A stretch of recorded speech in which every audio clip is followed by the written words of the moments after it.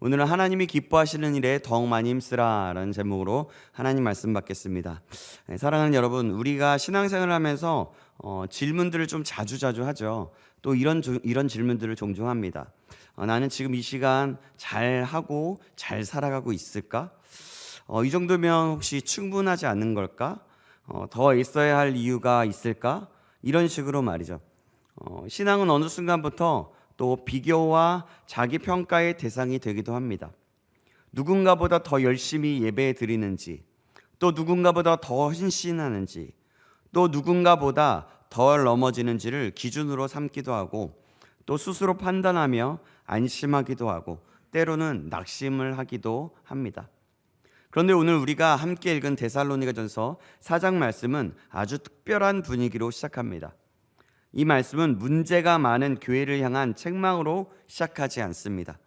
신앙이 무너진 공동체를 향한 강한 질책도 아니었습니다. 오히려 바울은 이렇게 말합니다. 오늘 보면 1절 말씀 잠깐 보시겠습니다. 1절 말씀입니다. 형제들아, 우리가 끝으로 주 예수 안에서 너희에게 구하고 권면하노니 너희가 마땅히 어떻게 행하며 하나님을 기쁘시게 할 수 있는지를 우리에게 배웠으니 곧 너희가 행하는 바라 더욱 많이 힘쓰라. 아멘. 이 말씀을 가만히 묵상해보고 생각해보면 바울은 데살로니가 교회를 이미 인정하고 있다는 것을 알 수가 있습니다. 너희가 행하는 바라라고 말하고 있습니다. 이미 그렇게 살고 있다는 것입니다. 이미 하나님을 기쁘시게 하려는 노력과 방향성, 그 목표, 그런 것들이 다 함께 존재하고 있다는 뜻입니다. 그런데 바울은 거기서 멈추지 않습니다. 잘하고 있다고 말하면서도 이제 그만해도 된다라고 말하지 않습니다. 이 정도 했으니까 됐어 라고 말하는 것이 아니죠. 오히려 이렇게 말합니다. 더욱 많이 힘쓰라.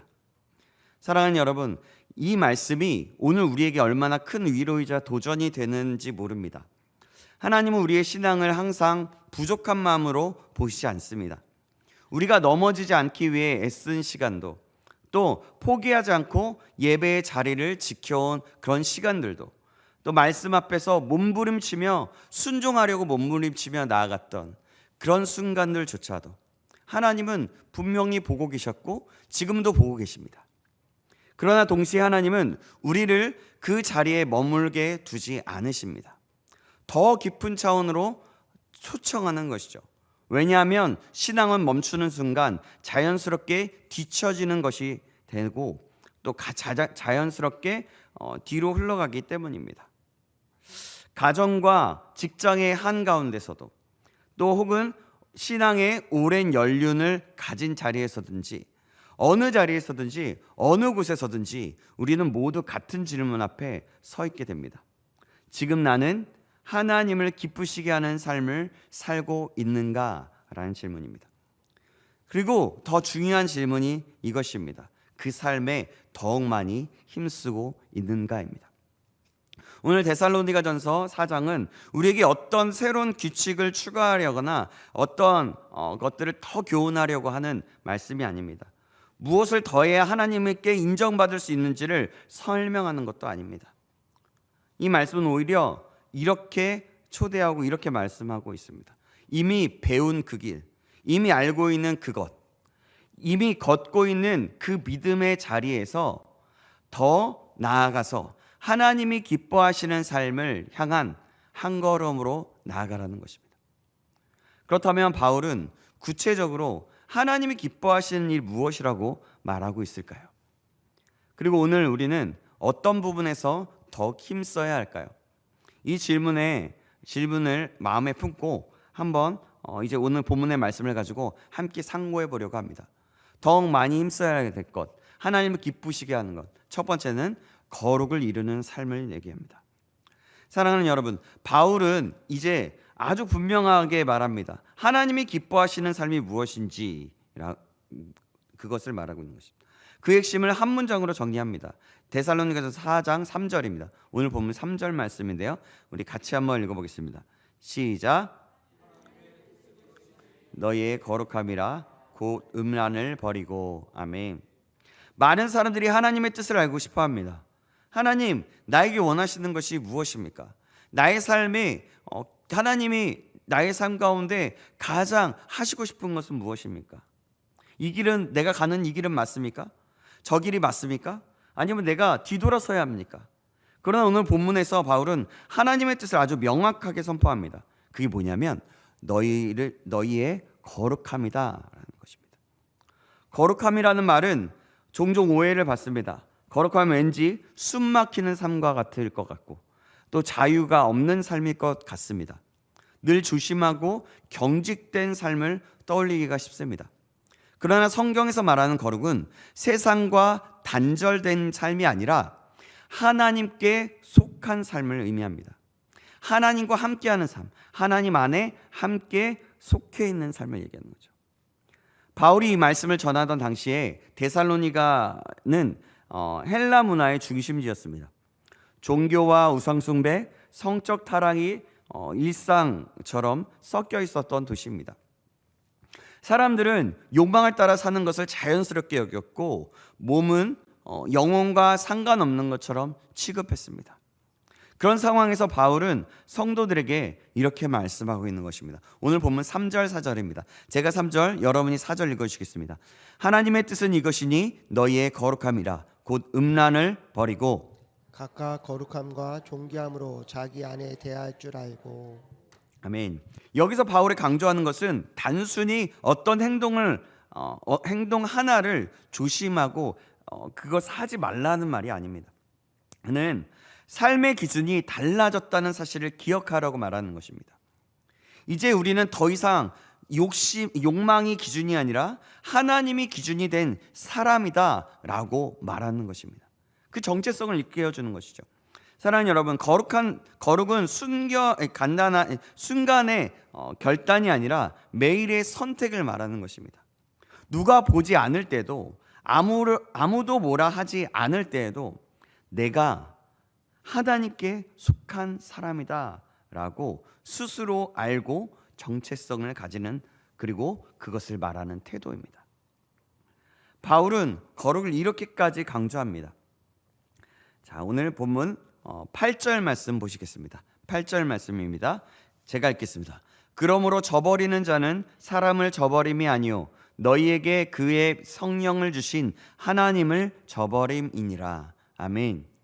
이 말씀은 무겁게 들릴 수도 있습니다. 그렇지만 사실은 우리를 얽매이기 위한 말씀이 아니라 오히려 거룩한 삶은 성령 하나님이 우리 안에 거하고 계시다는 사실에 대한 그런 표현입니다.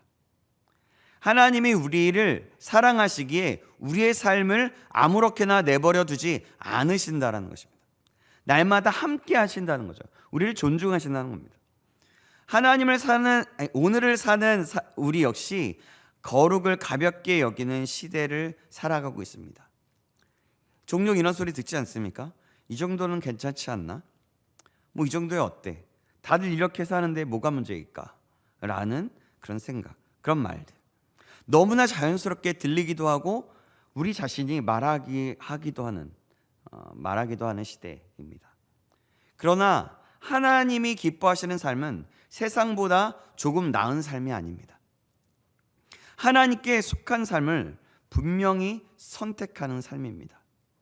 그것이 드러나는 거죠. 우리의 관계와 감정, 욕망의 문제 속에서 하나님의 기준을 붙드는 거룩이 필요합니다. 또한 익숙함과 타협, 편리함의 유혹 속에서도 다시 한번 마음을 지키는 거룩이 필요한 것입니다. 사랑하는 여러분, 우리가 거룩을 선택할 때 하나님은 우리의 연약함을 모르고 요구하시는 분이 아닙니다. 그래서 바울은 더 잘해라 라고 다그치기보다는 하나님의 뜻은 이것이다 라고 방향성을 분명히 제시해 줍니다. 거룩은 완벽함이 아닙니다. 하나님을 향한 방향성입니다.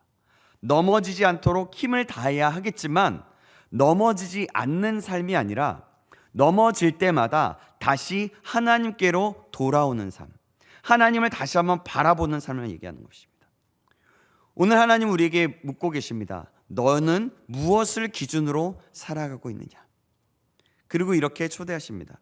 내가 기뻐하시는 삶의 방향으로 더욱 많이 힘써 걸어오라. 저와 여러분이 이 초대에 믿음으로 반응하시기를 주님의 이름으로 축원합니다. 아멘. 그럼 하나님이 기뻐하시는 삶, 두 번째는 무엇이냐면 사랑으로 공동체를 세우는 삶입니다.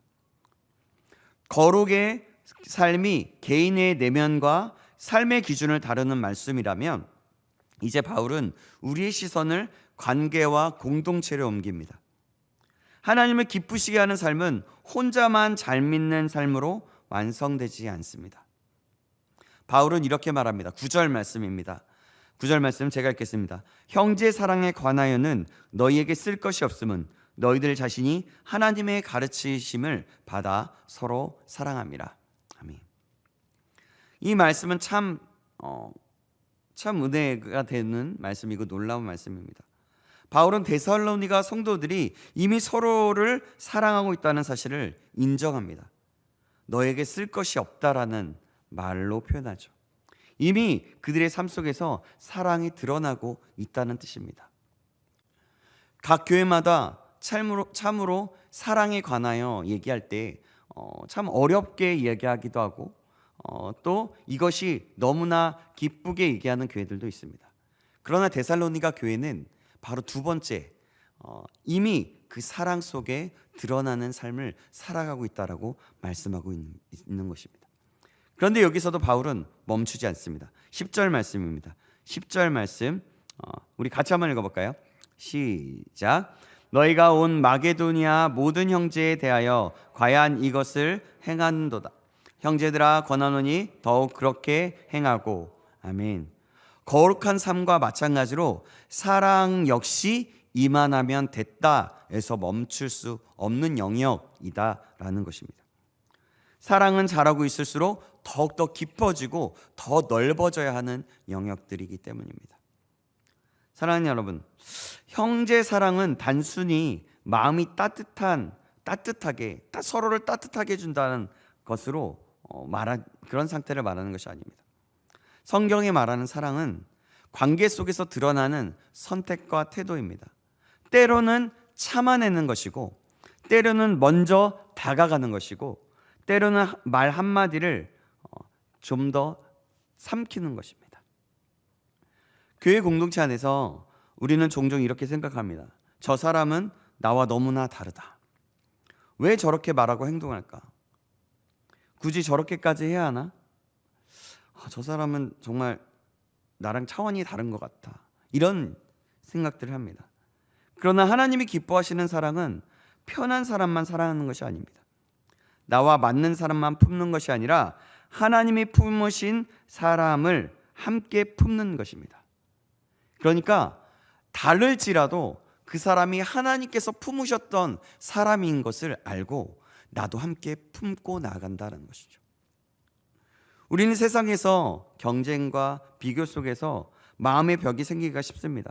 특히 청년들은 더 그렇습니다. 학교에서도 그렇고요. 또 취업해서 직장 생활을 하는 청년들의 이야기를 들어보면 또 직장 생활을 하는 많은 분들을 보면 그렇다는 것을 알게 됩니다. 그만두고 싶고 또 조금 더 나이가 들면 들수록 어떻습니까? 경험과 기준이 굳어지면서 서로 판단하기가 너무나 쉽습니다. 정말 그렇지 않습니까? 그런데 바울은 그런 사람들에게 말합니다. 더욱 사랑하라 라고 말이죠. 왜냐하면 사랑은 공동체를 살리는 힘이기 때문입니다. 말씀과 은혜가 아무리 풍성해도 사랑이 식어버리면 공동체는 금세 갈라지고 분열되고 맙니다. 사랑하는 여러분, 형제 사랑은 하나님께서 직접 가르치신 삶의 방식입니다. 바울은 이것을 너희가 친히 하나님께 가르침을 받았다라고 말합니다. 즉 사랑은 누가 시켜서 하는 일이 아니라 하나님을 만난 사람에게 자연스럽게 흘러나오는 삶의 열매인 것입니다. 그러나 동시에 사랑은 저절로 유지되지 않습니다. 의식적으로 선택하지 않으면 금방 식어버리고 맙니다. 왜 그럽니까? 우리가 죄인이기 때문입니다. 그래서 바울은 오늘 우리에게도 말씀합니다. 이미 잘하고 있지만 그 자리에 머물지 말고 더욱 힘쓰라 라고 말이죠. 오늘 우리에게 필요한 질문은 이것입니다. 나는 공동체 안에서 사랑받는 사람인가를 묻기 전에 사랑하는 사람으로 서 있는가 하는 질문입니다. 내가 먼저 더 사랑하고 있는가? 내가 먼저 손을 내밀고 있는가? 나는 지금 누군가에게 위로의 통로로 서 있는가? 아니면 상처를 주는 사람이 되고 있는가? 하나님이 기뻐하시는 삶은 눈에 띄는 업적이 아닙니다. 사람을 살리는 사랑으로 채워진 것. 그렇게 공동체를 세워가는 삶입니다. 그리고 그 사랑은 오늘도 우리 각자에게 말씀합니다. 사랑으로 그것을 더욱 힘쓰라는 것입니다. 저와 여러분이 사랑으로 공동체를 세우는 사람이 되길 간절히 소망합니다. 아멘. 그럼 하나님이 기뻐하시는 삶, 세 번째는 무엇일까요? 소망 가운데 책임 있게 살아가는 삶입니다. 바울은 이제 우리의 시선을 현재의 삶과 미래의 소망으로 함께 이끌어 갑니다. 그렇게 말씀하고 있습니다. 거룩과 사랑이 삶의 방향이라면 그 방향을 끝까지 붙들게 하는 힘은 바로 소망입니다. 바울은 먼저 아주 현실적인 권면을 합니다. 11절 말씀 보시겠습니다. 11절 말씀 여러분이 함께 읽어주시겠습니까? 여러분 함께 읽어주시기 바랍니다. 11절 시작. 자기 일을 하고 너희 손으로 일하기를 힘쓰라. 아멘. 이 말씀은 의외로 신앙적이지 않게 들릴 수도 있습니다. 그러나 바울이 말하는 것은 하나님이 기뻐하시는 삶은 특별한 일만 하는 삶이 아니라 맡겨진 자리에서 책임 있게 살아가는 삶이라는 것입니다. 현실적으로 말이죠. 당시에 데살로니가 교회 안에는 주님의 재림을 기다린다는 이유로 현실의 책임을 회피하고 내려놓는 삶, 뒤로 한 채 그것들을 다 내려놓고 버리는 채 살아가는 사람들이 있었습니다. 바로 이런 사람들입니다. 주님이 곧 오시는데 굳이 지금 이렇게 애써야 할까? 내가 이렇게 주님 곧 오실 건데 내가 이렇게까지 노력해야 되나? 또 내가 이렇게까지 힘들어야 되나? 이런 말을 하곤 했습니다. 바로 이런 생각들이 그 공동체 안에 퍼져 있었던 것입니다. 그러나 바울은 분명히 말씀합니다. 재림신앙은 현실을 포기하게 만드는 이유가 아니라 현실을 더 성실하게 살아가게 만드는 힘이라는 것입니다. 그래서 그는 이렇게 말합니다. 12절 말씀 제가 읽겠습니다. 이는 외인에 대하여 단정히 행하고 또한 아무 궁핍함이 없게 하려 함이라. 아멘. 사랑하는 여러분, 우리가 소망을 붙들고 살아간다는 것은 세상과 동떨어진 삶을 사는 것이 아니라 오히려 세상 속에서 신앙의 삶, 하나님을 신뢰하는 삶을 드러내는 삶으로 사는 것입니다. 말과 행동이 다르고 믿음과 삶이 분리된 모습은 복음의 능력을 가리우게 되는 것입니다. 이제 바울은 본문에서 계속해서 말씀합니다. 한 걸음 더 나아가 성도들이 가장 두려워하던 문제, 죽음과 이별의 문제를 다룹니다. 13절 말씀 보시겠습니다. 13절 말씀 우리 같이 한번 읽어볼까요? 같이 한번 읽겠습니다. 시작. 형제들아, 자는 자들에 관하여는 너희가 알지 못함을 우리가 원하지 아니하노니 이는 소망 없는 다른 이와 같이 슬퍼하지 않게 하려 함이라. 아멘. 사랑하는 여러분, 바울은 슬퍼하지 말라고 말하지 않습니다. 그리스도인은 눈물이 없는 사람이 아닙니다. 감정이 없는 사람이 아닙니다. 다만 바울은 이렇게 말하는 것입니다. 소망 없는 사람처럼 슬퍼하지 말라는 것입니다. 소망 없는 사람처럼. 왜냐하면 우리의 소망은 어떠한 상황이나 우리의 어떠한 감정이 아니라 예수 그리스도의 죽음과 부활에 근거하기 때문입니다. 오늘 본문 14절 말씀입니다. 제가 읽겠습니다. 우리가 예수께서 죽으셨다가 다시 살아나심을 믿을진데 이와 같이 예수 안에서 자는 자들도 하나님이 그와 함께 데리고 오시리라. 아멘. 여러분, 이 소망이 어떻게 들리십니까? 막연한 위로로 들리십니까? 아닙니다. 역사의 한복판에서 일어난 예수 그리스도의 부활에 뿌리를 둔 소망인 것입니다. 그래서 바울은 주님의 재림을 두려움이 아니라 위로로 말씀하고 있습니다. 17절 말씀입니다. 그 후에 우리의 살아남은 자들도 그들과 함께 구름 속으로 끌어올려 공중에서 주를 영접하게 하시리니 그리하여 우리가 항상 주와 함께 있으리라. 아멘. 사랑하는 여러분, 이 소망이 있기 때문에 우리는 오늘을 함부로 살 수 없는 것입니다. 우리의 오늘의 삶은 영원을 향해서 이어지는 삶의 일부이기 때문입니다. 젊은이에게는 지금의 어떠한 선택, 미래에 대한 어떠한 직장에 대한 관계와 삶의 방향에 의미 없는 시간이 아니다라는 것입니다. 또한 모든 반복되는 일상과 책임, 눈에 띄지 않는 수고가 헛된 것이 아니다라는 것입니다. 모든 하루하루가 주님 앞에서 이어지고 있고 주님 다시 오실 날에 그 의미가 분명히 드러난다는 것입니다. 그래서 바울은 이 모든 말씀을 마치면서 이렇게 권면합니다. 18절 말씀입니다. 그러므로 이러한 말로 서로 위로하라. 아멘. 하나님이 기뻐하시는 삶은 두려움으로 버티는 삶이 아닙니다. 소망으로 서로를 세워주는 삶인 것입니다. 그리고 그 소망은 오늘 우리가 살아가는 방식 속에서 이미 드러나야 하는 것입니다. 사랑하는 여러분, 오늘 우리가 함께 살펴본 데살로니가 전서 4장의 말씀은 처음부터 끝까지 책망보다는 오히려 격려로, 또 명령보다는 초대하는 그 초대의 형식으로 우리를 이끌어주는 본문입니다. 바울은 이 데살로니가 교회를 향해 너희가 행하는 바라라고 말합니다. 이미 하나님을 기쁘시게 하려는 방향으로 살아가고 있다는 것을 인정하고 있는 것입니다. 그러나 동시에 이렇게 말하고 있습니다. 더욱 많이 힘쓰라. 아멘. 이 말씀은 지금까지의 삶이 부족하다는 뜻이 아니라 하나님이 우리를 여기서 멈추게 하지 않으신다는 뜻입니다. 더 깊은 차원으로 더 나아, 더 하나님 앞에 나와서 더 깊은 차원으로 들어가는 것입니다. 오늘 본문을 통해 우리는 하나님이 기뻐하시는 삶의 모습을 분명히 보았습니다. 하나님을 기쁘시게 하는 삶은 무엇입니까? 먼저 무엇일까요? 기억나십니까? 첫 번째 무엇입니까? 거룩을 이루는 삶입니다. 세상의 기준이 아닌 하나님의 기준을 붙들고 자신의 삶을 지키는 삶입니다. 또한 하나님이 기뻐하시는 삶 두 번째는 무엇입니까? 기억나십니까? 사랑으로 공동체를 세우는 삶입니다.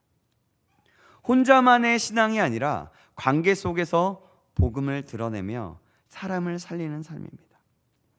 그리고 하나님이 기뻐하시는 삶 세 번째 무엇입니까? 그렇습니다. 소망 가운데 책임 있게 살아가는 삶입니다. 주님의 다시 오심을 기다리며 오늘의 그 자리에서 성실함을 놓지 말라는 삶입니다. 현실의 삶 속에서 최선을 다하는 삶을 얘기하는 것이죠. 사랑하는 여러분, 이 세 가지는 어떤 특별한 사람들만이 할 수 있는 일이 아닙니다. 오늘 살아가는 모든 성도를 향한 하나님의 부르심, 초청인 것입니다.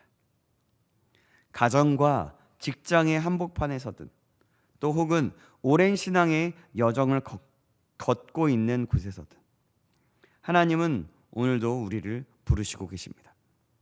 이미 잘하고 있다. 그리고 내가 기뻐하는 삶의 방향으로 한 걸음 더 나아오라 라고 말이죠. 오늘 이 말씀 앞에서 우리는 이렇게 결단할 수 있기를 바랍니다. 완벽해지겠다고 약속하는 결단이기보다는 방향을 다시 붙들겠다는 결단을 하는 것이죠. 하나님을 바라보면서 거룩을 가볍게 여기지 않겠습니다 라는 것입니다. 또한 사랑을 미루지 않겠습니다.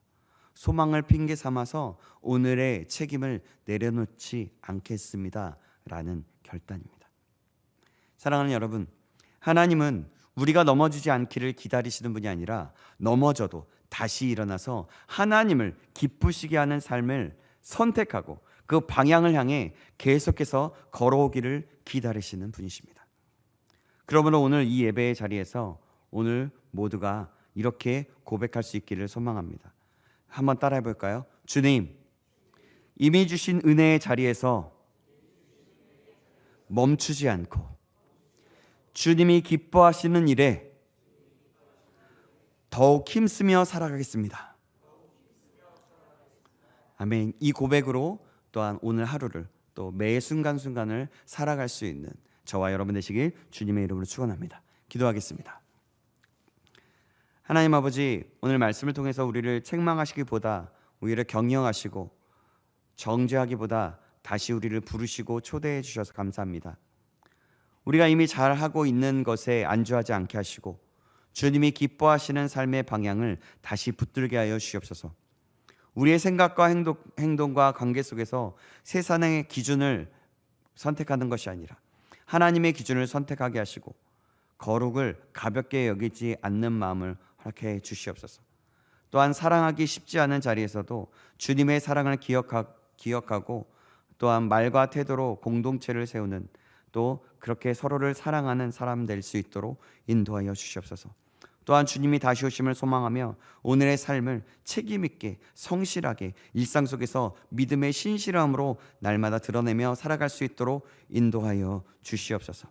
그래서 주님이 기뻐하시는 일에 더욱 힘쓰며 살아갈 수 있도록 인도하여 주시옵소서. 살아계신 우리 구주 예수 그리스도의 이름으로 기도합나이다. 아멘.